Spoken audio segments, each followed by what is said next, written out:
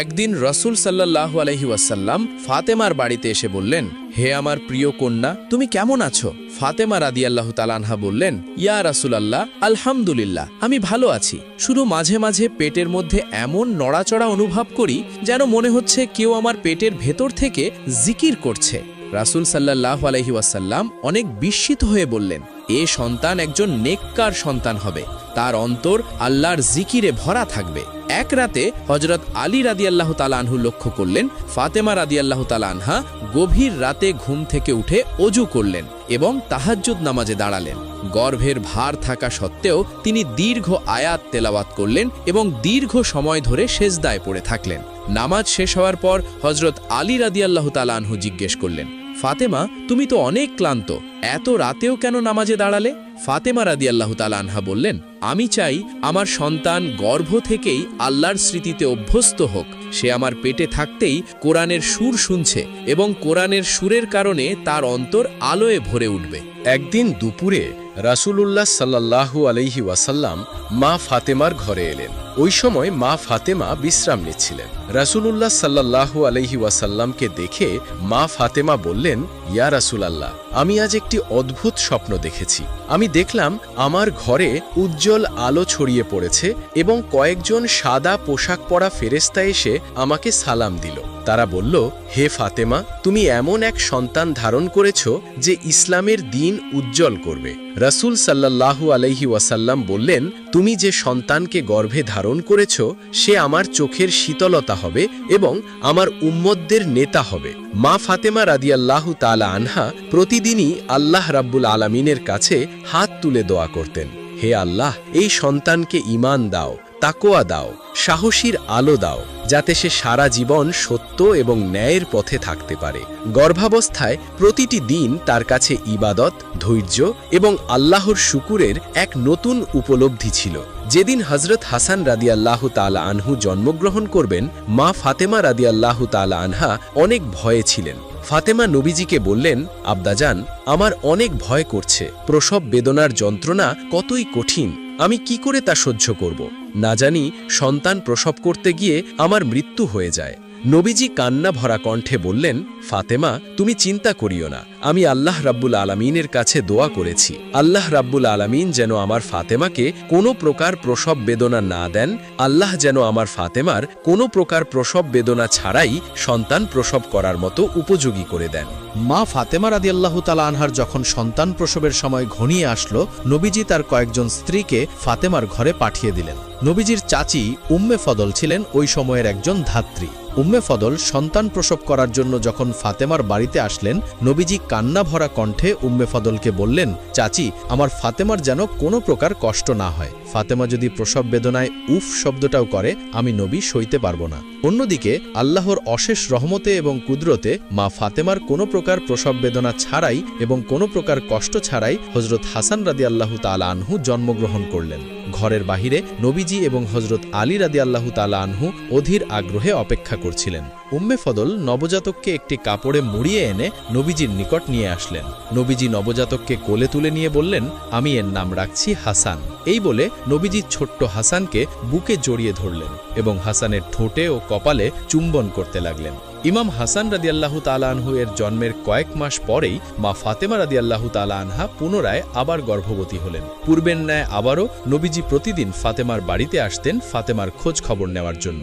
একদিন রাসূলুল্লাহ সাল্লাল্লাহু আলাইহি ওয়াসাল্লাম যখন ফাতেমার বাড়িতে আসলেন, ফাতেমা বললেন, ইয়া আবাতি, হে আমার আব্বা, আমার অন্তরে এক অদ্ভুত ভয় কাজ করছে। আমার মনে হচ্ছে আমার গর্ভে যে সন্তান রয়েছে এই সন্তান বিশেষ কোনো পরীক্ষার জন্য পৃথিবীতে আসছে।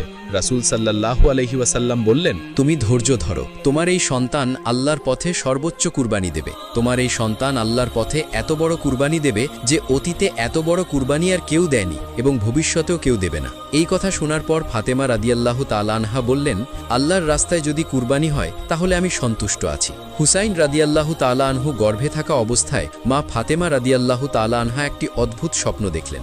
গর্ভের প্রায় শেষ মাসের দিকে এসে এক রাতে মা ফাতেমা রাদিয়াল্লাহু তাআলা আনহা দেখলেন বালুর ময়দানে একদল সৈন্য আর একটি শিশু সাহসের সাথে দাঁড়িয়ে আছে।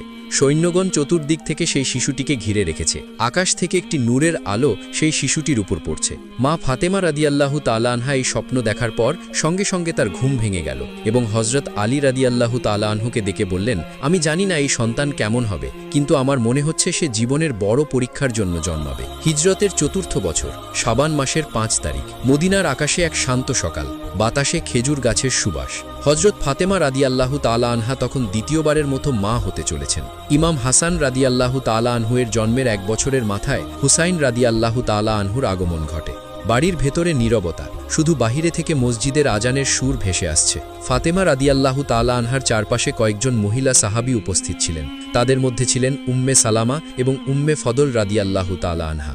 মা ফাতেমা রাদিয়াল্লাহু তাআলা আনহুর ঘরের বাহিরে অপেক্ষা করছিলেন নবীজি সাল্লাল্লাহু আলাইহি ওয়াসাল্লাম এবং হযরত আলী রাদিয়াল্লাহু তাআলা আনহু। পূর্বের ন্যায় মা ফাতেমা রাদিয়াল্লাহু তাআলা আনহা কোনো প্রকার প্রসব বেদনা এবং কোনো প্রকার যন্ত্রণা ছাড়াই দ্বিতীয় সন্তান প্রসব করলেন। শিশুটির জন্মের পর উম্মে ফদল নবীজিকে বললেন, আপনার আরও একজন নাতি হয়েছে।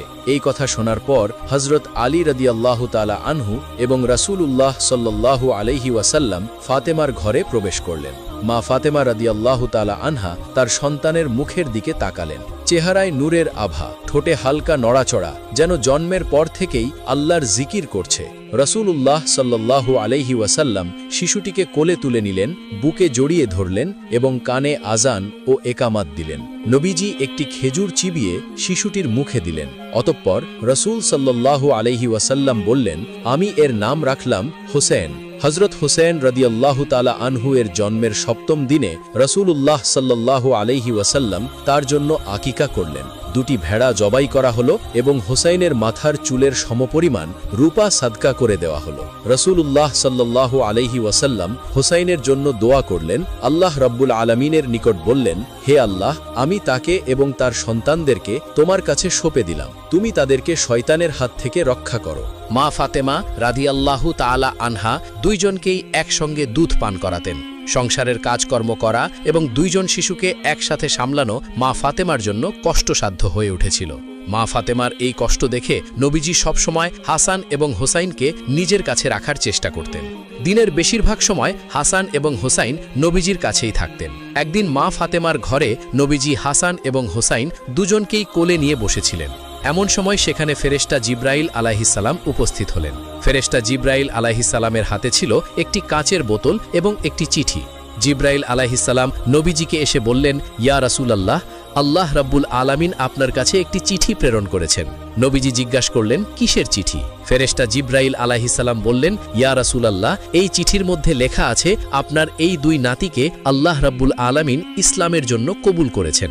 রাসূলুল্লাহ সাল্লাল্লাহু আলাইহি ওয়াসাল্লাম এই কথা শোনার পর ছোট বাচ্চার মতো ফুপিয়ে ফুপিয়ে কাঁদতে লাগলেন আর বললেন, হে জিব্রাইল, আমি জীবনে অনেক দুঃখ কষ্ট সহ্য করেছি, আর এমন কোনো দুঃখের খবর আমাকে দিও না যে দুঃখ আমাকে অনেক ব্যথায় ব্যথিত করবে। ফেরেশতা জিব্রাইল আলাইহিসসালাম বললেন, ইয়া রাসূলুল্লাহ, এই চিঠির মধ্যে লেখা আছে আপনার এই 2 নাতিকে আল্লাহ রাব্বুল আলামিন ইসলামের জন্য কবুল করেছেন। আপনার বড় নাতি হাসানকে কাফের বেঈমানরা চক্রান্ত করে হত্যা করবে এবং আপনার ছোট নাতি হোসাইনকে ইরাকের কারবালার প্রান্তরে কঠিন শাস্তি দেওয়া হবে এবং তার দেহ থেকে মস্তক আলাদা করে তাকে শহীদ করে দেওয়া হবে। আপনার ছোট নাতি হুসাইন জীবনের শেষ মুহূর্ত পর্যন্ত হকের প্রতি এবং ন্যায়ের প্রতি অটল থেকে লড়াই করে যাবে। ফেরেশতা জিব্রাইল আলাইহিসসালামের মুখে এই কথা শোনার পর নবীজি অঝোর ধারায় কাঁদতে লাগলেন। ফেরেশতা জিব্রাইল আলাইহিসসালাম নবীজিকে এবার একটি কাঁচের বোতল দিলেন। জিব্রাইল আলাইহিসসালাম বললেন, ইয়া রাসূলুল্লাহ, এই পাথরের টুকরোগুলো যেদিন রক্তে পরিণত হবে সেদিন আপনার কলিজার টুকরা নাতি কারবালার প্রান্তরে শহীদ হয়ে যাবে। নবীজি সেই কাঁচের বোতলটি যত্ন সহকারে রেখে দিলেন।